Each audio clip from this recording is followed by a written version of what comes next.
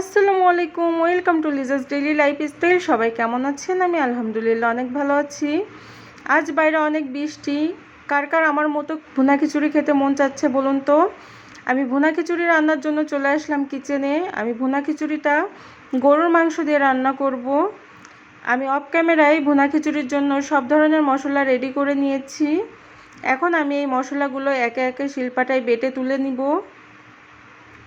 আমার মশলাগুলো বাটা হয়ে গেছে। এখন চলে যাই মেন রেসিপিতে। কড়াইতে পরিমাণ মতো তেল দিয়ে আমি পেঁয়াজ কুচিগুলো লাল করে ভেজে নিব।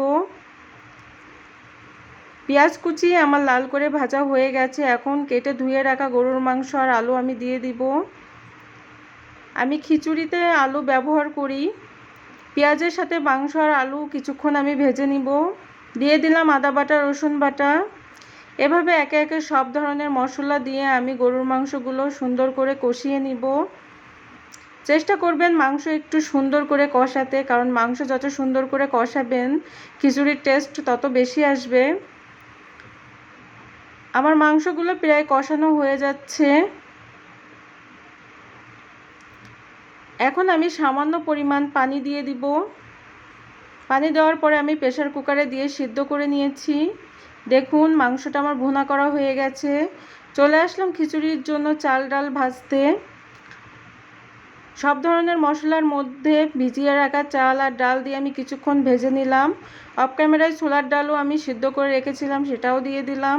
আমি এখানে দুই ধরনের ডাল ব্যবহার করেছি, মুগ ডাল আর ছোলার ডাল।